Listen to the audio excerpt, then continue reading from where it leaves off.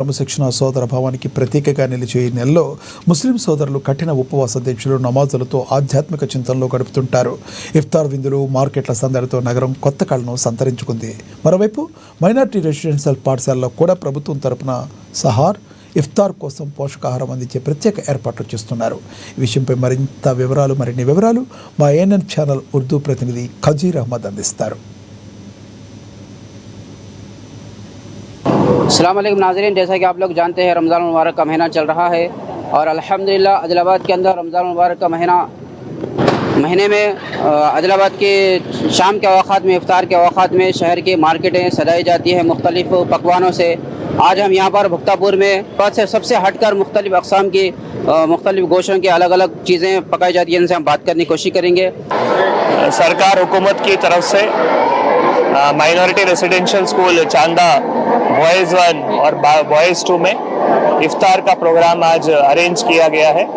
उसमें आज मैं पार्टिसिपेट हुआ हूँ। मेरे साथ DMW साहब, RLC साहब और दोनों स्कूल के प्रिंसिपल्स और सारे बच्चे भी इफ्तार के प्रोग्राम में आज पार्टिसिपेट हुए हैं। आप सबको पता ही है, जो ये रमज़ान का पाक महीना चल रहा है उसमें जो पूरा ट्रेडिशंस है वो सब मुस्लिम भाई बहन सब फॉलो करके फिर पूरे दिन लॉन्ग फास्ट करके फिर शाम में जो है ये इफ्तार और उसके बाद में भी फिर जो नमाज का है वो सारा वो लोग पूरे महीने ये जो है फॉलो कर रहे हैं। तो उसमें सरकार की तरफ से भी हमने भी कोऑर्डिनेशन मीटिंग किया था। DMW साहब, म्यूनिसिपल कमिश्नर साहब और बाकी SP साहब से मिलके भी हमने कोऑर्डिनेशन मीटिंग भी किया था। उसके साथ साथ अभी हम थोड़े दिन के बाद भी सरकार की तरफ से और इफ्तार प्रोग्राम्स भी डिस्ट्रिक्ट लेवल पे भी ऑर्गेनाइज करेंगे। पैकेट्स भी आए उसको भी डिस्ट्रीब्यूट करेंगे और इसी के साथ साथ बाकी रेसिडेंशियल स्कूल्स में भी इफ्तार का प्रोग्राम भी ऑर्गेनाइज किया गया है। पर्टिकुलरली मुस्लिम एम्प्लॉयज़ को भी फिर उनका जो पर्टिकुलर टाइमिंग्स है वो भी मेंटेन करते हुए सरकार की तरफ से ये रिलैक्सेशन भी रहा है। तो ये अच्छा एक प्रोग्राम है जिसमें सब लोग पार्टिसिपेट करते हैं।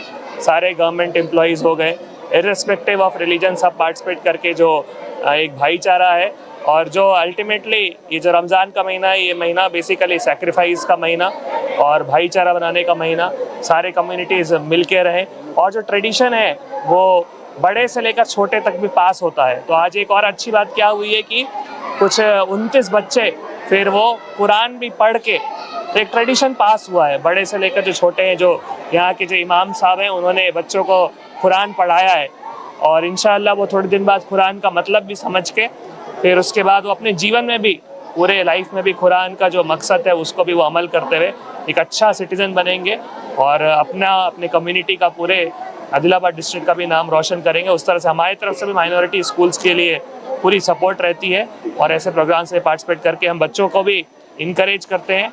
और आने जो 10th क्लास का एग्ज़ाम्स भी है, अभी इंटर का एग्ज़ाम्स तो चल ही रहा है, 10th क्लास का जो एग्ज़ाम्स है उसमें अच्छा रिजल्ट बच्चे भी लेकर आए। ये भी मेरे तरफ से उन सबको भी मैं ऑल द बेस्ट भी बोलता हूँ। इसी तरह से जो भी और प्रोग्राम्स रहेंगे पूरे महीने में एडमिनिस्ट्रेशन की तरफ से, माइनॉरिटी वेलफेयर डिपार्टमेंट की तरफ से, सरकार के आदेश के हिसाब से वो अच्छी तरह से इम्प्लीमेंट करूँगा, वो मैं सबको भी बताना चाहता हूँ।